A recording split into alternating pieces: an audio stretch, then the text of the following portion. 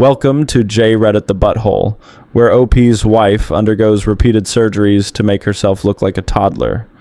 Am I the butthole for divorcing my wife over her surgeries and lifestyle choices? I'm a 28-year-old man, and I've been married to my 27-year-old wife for 4 years. It started when she became obsessed with Asians, since I am Asian.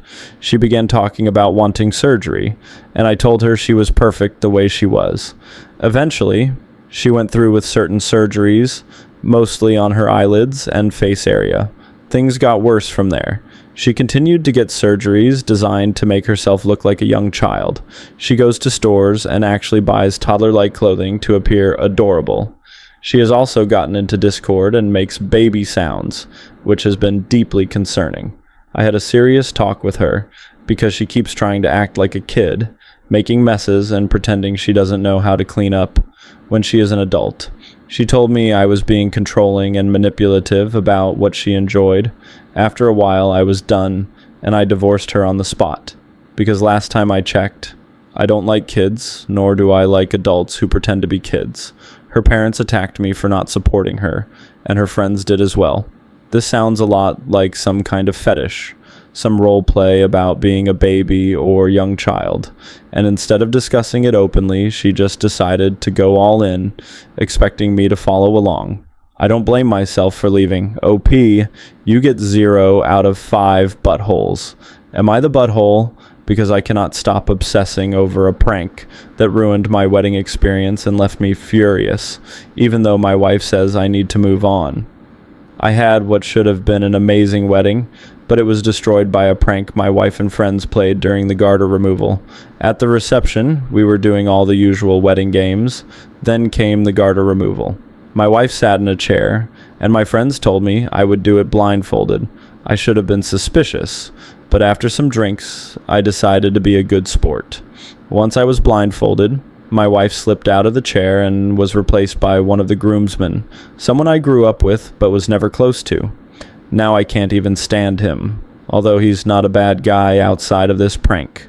The groomsman sat in the chair with the garter on his thigh. My wife stood behind him, speaking to me to keep the illusion going. On their instructions, I got on my knees and started searching for what I thought were my wife's legs. I found the garter and began to pull it down. Then I heard my wife saying, "With your mouth! With your mouth!" So I leaned in, grasped the garter with my teeth, and pulled it down to thunderous applause. My wife even helped me get it over his shoe when it got stuck.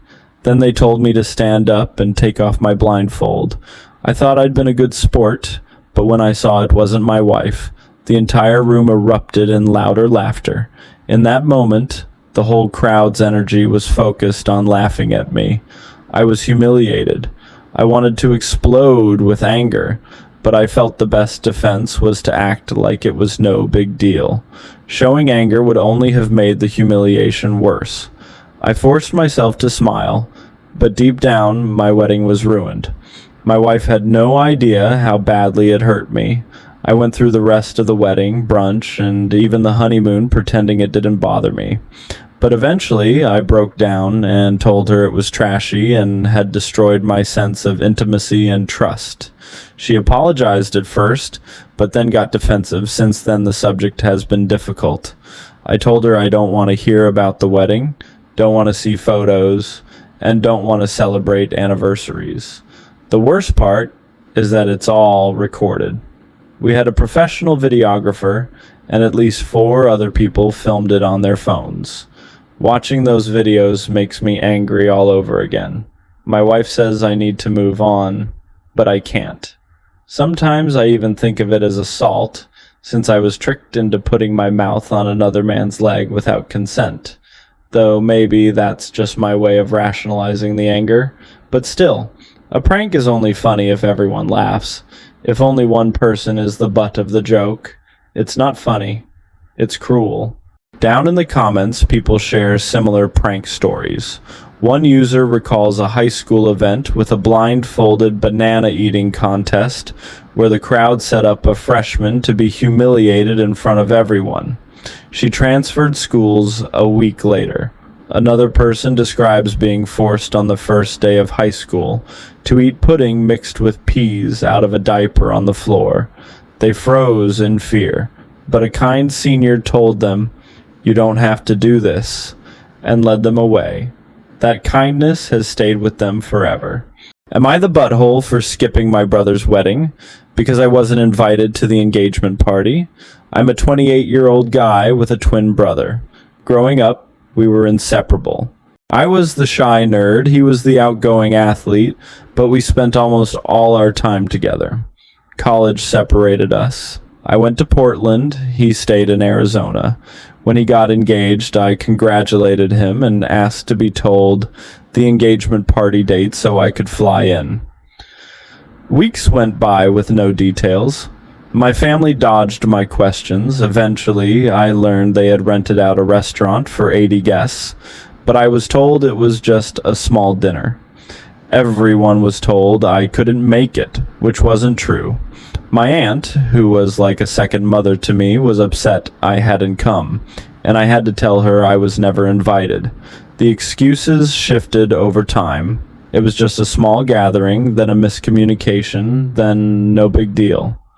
I asked my brother if he was angry at me or if his fiancée disliked me. Nobody gave a clear answer. At Christmas and Easter, things were unbearably awkward.